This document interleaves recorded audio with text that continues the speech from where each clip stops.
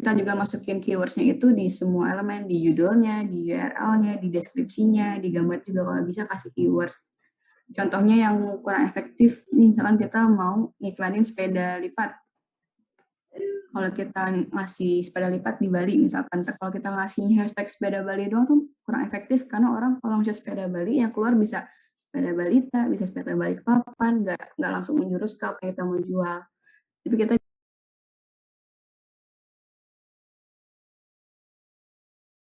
gitu baru kita bisa kasih orang bisa lebih gampang nemuin konten kita di sosial media atau di Google gitu.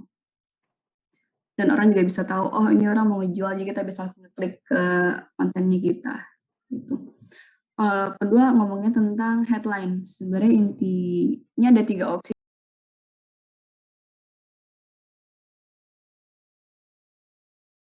How to-nya ada pernyataan atau ada pertanyaannya dan ada gimana caranya, misalkan bagaimana cara memecahkan telur atau lebih spesifik lagi dengan benar atau lebih jelas lagi tujuannya dengan benar pakai satu tangan atau kita bisa pakai list jumlah untuk ngasih hal yang mudah diingat atau biasa kita sekarang sebutnya lebih ke clickbait gitu atau gampang orang ingat kayak idenya spesifik 5 cara untuk apa gitu. Terus juga jumlah angkanya juga harus yang berpengaruh, jangan terlalu kayak 74 cara kan orang mana ingat ada banyak banget 74 cara. Makanya ambil aja 5 aja caranya.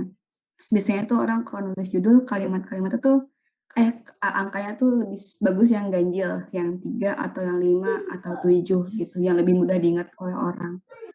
Terus intinya itu adalah kita bisa ngasih solusi di headline kita. Terus kita kasih pertanyaan tertutup yang yes or no aja, biar orang bisa tahu implikasi jawabannya apa, mereka mau baca gitu. Terus juga tunjukin bahwa konten kita ada manfaatnya buat mereka, ngasih solusi ke mereka. Ini untuk menyusun judul konten. Baru langsung lanjut ke deskripsinya, harus singkat juga. Ini kalau 160 karakter tuh biasanya di Twitter ada batasannya, atau di Instagram jangan terlalu panjang, biar orang juga bacanya nggak kelamaan, nggak langsung terlanjur bosen baca punya kita. Karena sekarang kan orang kayaknya males banget kalau baca tulisan panjang gitu. Terus juga jangan lupa kata kunci utamanya apa. Kalau bisa di WhatsApp kan bisa kita bold, kita bisa italic, atau kita kasih emoji gitu biar lebih menarik. Atau juga jangan lupa kasih call to action-nya biar mereka ada action-nya setelah mereka baca konten kita, mereka harus apa? Harus share kah atau harus klik website kah atau harus apa? Ini contohnya kalau dari Instagramnya Marketplace, headline-nya itu menarik nih, investasi nggak cuma tentang saham, emas, ataupun yang bentuk financial gitu. Tapi kita kasih subheads-nya juga yang lanjutannya bisa menarik, tapi ada juga loh yang namanya investasi pengembangan diri. Baru kita masukin ke caption-nya, apa sih itu investasi pengembangan diri seperti apa, ada slogan khususnya, kalau Sobat MI yang selalu kita pakai di setiap post juga gitu buat menyapa. Lalu jangan lupa tagline keywords-nya dalam bentuk hashtag biar orang bisa lebih gampang nyari program kita. Ini sebagai contoh aja. Kalau di Marketplace kita bikin konten seperti apa. Tapi kalau bicara jumlahnya tadi di bawah 160 karakter itu susah banget tuh, Mbak. Kayak Twitter kan. Ini enggak, ini sih.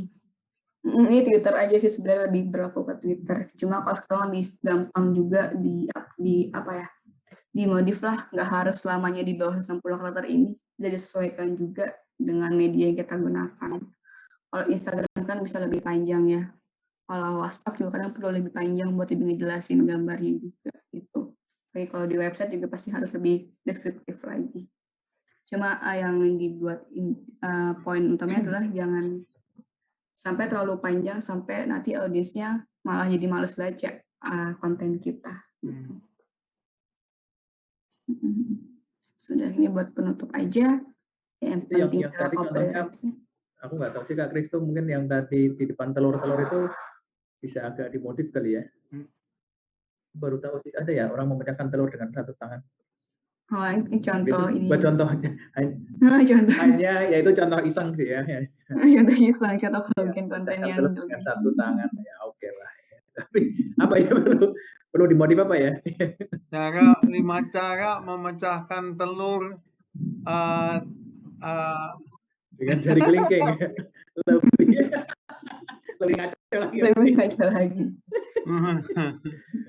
Ya oke lah, tapi perlu Ekspektasi. nanti kita kalau ngomong ini perlu diingat ini ya. Ini buat sebuah contoh aja kan ya. Biar gampang dihafal gitu ya. Idenya spesifik. Ini oke. Oke. Kita lanjut Ya. ya. Ini udah terakhir sini, intinya bahwa copywriting yang penting simple, clear, fokus, terus juga stylenya yang style conversational, kayak omongan sehari-hari aja. Terus juga terkait dengan bagaimana audiens kita think and talks, bagaimana mereka pikir dan mereka bicara. Jadi jangan terlalu baku, jangan terlalu formal, harus juga relate sama audiens kita. Tuh. Nah, baru setelah ini kita kasih banyak tools-nya. Dari 8 step tadi, kita kasih tools-nya masing-masing dari awal.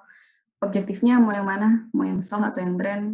Kalau brand lebih spesifiknya apa? Awareness aja kah? Atau apa? Atau pesan apa yang mau disampaikan? Terus kira-kira dari customer journey-nya apa yang mau digunakan untuk mencapai objektif tersebut? Dari awareness-nya, appeal-nya, S-nya, act-nya, sama advocate-nya. Tuh.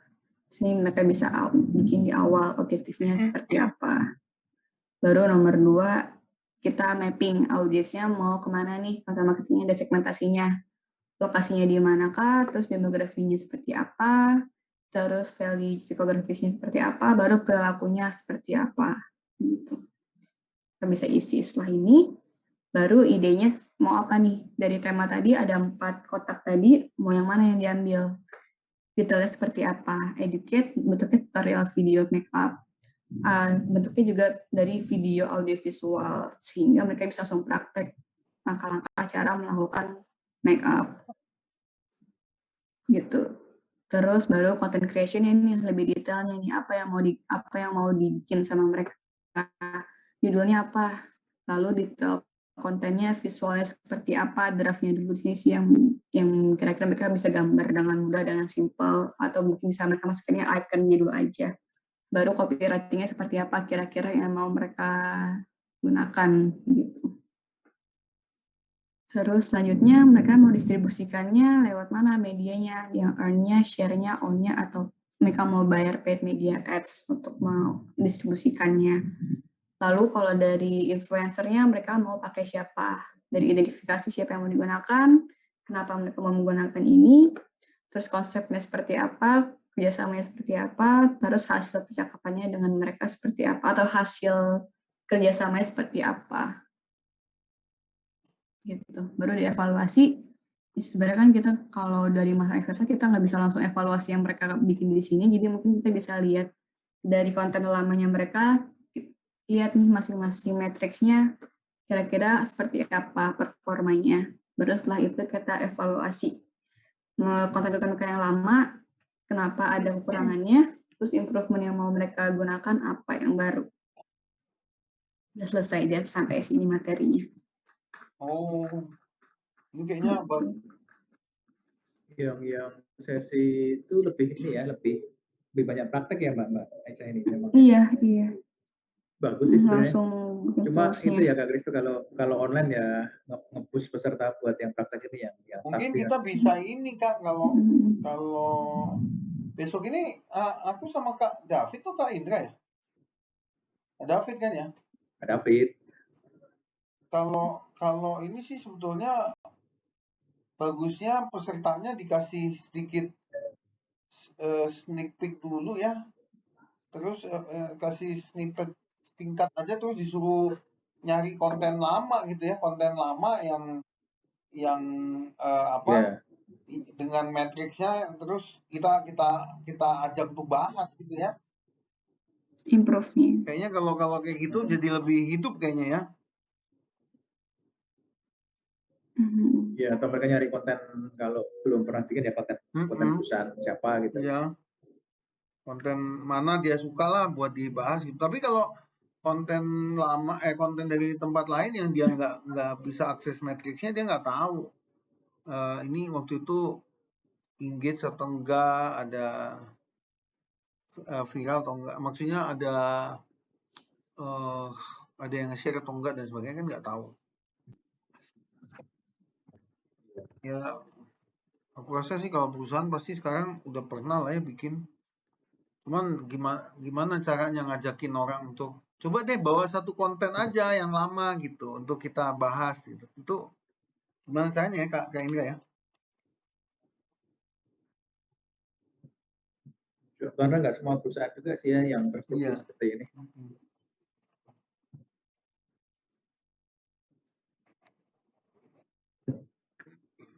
Coba worksheet-nya mulai dari mana Mbak Aisyah? Dari slide 46 ya? 37. Ini nih, slide 37. Oh, panjang juga. Enggak, ada sebenarnya ada 8 kan worksheet-nya. Tapi satu worksheet kan kita kasih ada slide contohnya gitu di awal. Gitu.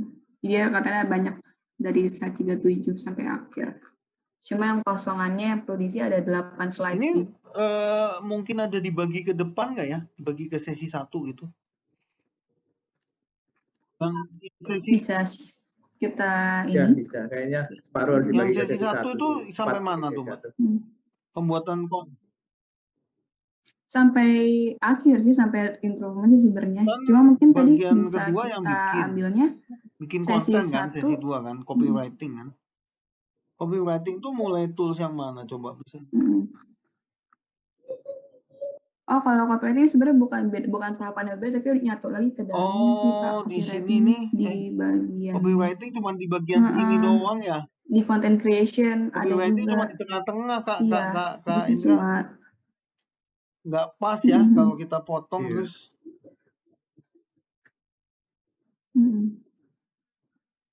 Atau kalau mau dipotong mungkin malah kita bahasnya yang di sini Mbak. Ini juga bisa dipakai buat latihan Mbak. Ini ada ya di belakang nanti ya latihannya ya? Nggak ada ya? ada ini. Sini ada kosongannya. Okay.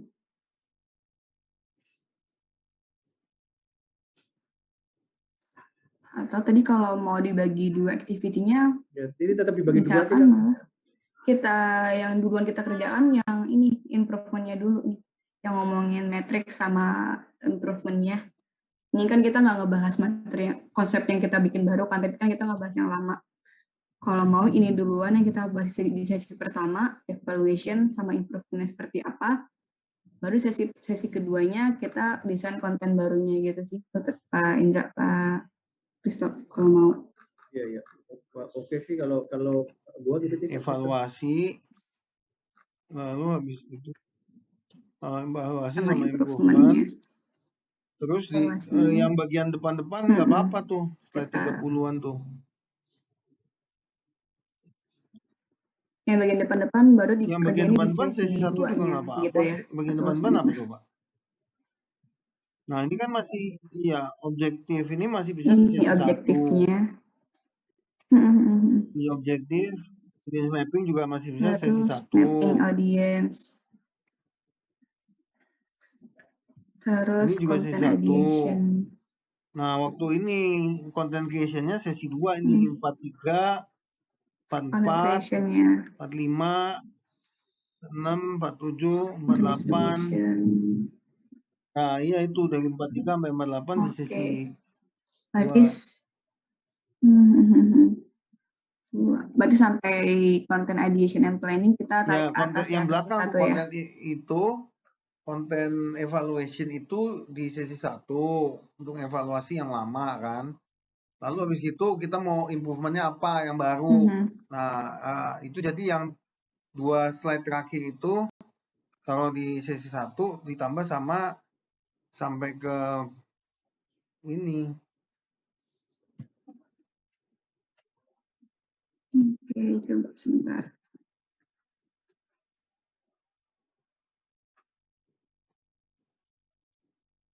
Oke. Berarti kan kalau dari sesi pertama udah selesai ini kita bahas sampai content evaluation improvement. Terus kita lihat ke mereka konten lamanya seperti apa sih, kita evaluasi, lalu kita improve.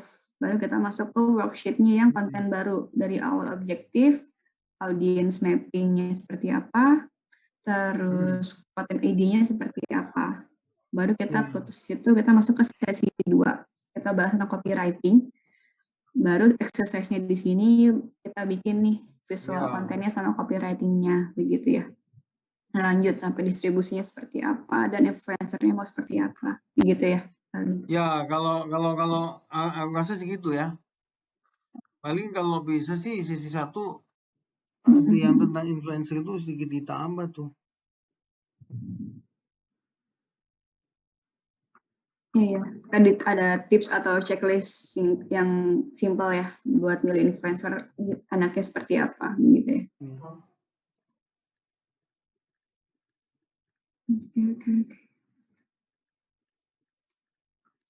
Oke, paling berarti nanti aku tinggal tambahin sedikit untuk materi yang influencer.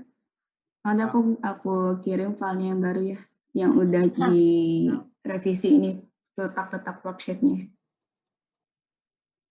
Oke. Itu aja paling Pak yang aku revisi atau ada tambahan lagi? Udah masukan nggak Kak? Enggak.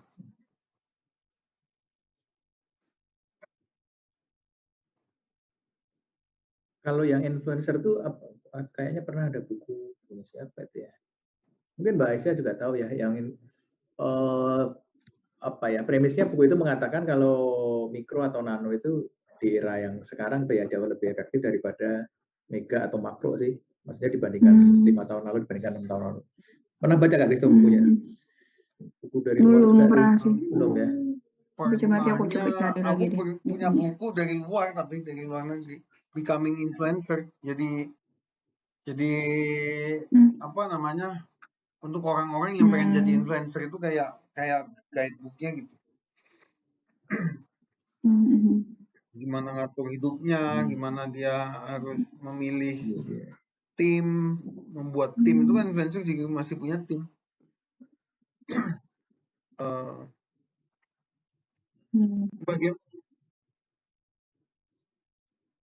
Nanti minta tolong dibantu cek ya Mbak Aisyah. Itu kalau itu sih premisnya ini sih karena saking udah terlalu banyaknya mega influencer, terus juga orang kan jadi nggak fokus gitu ya, sehingga kemudian yang lebih di trust itu ya yang mikro yang nano ya.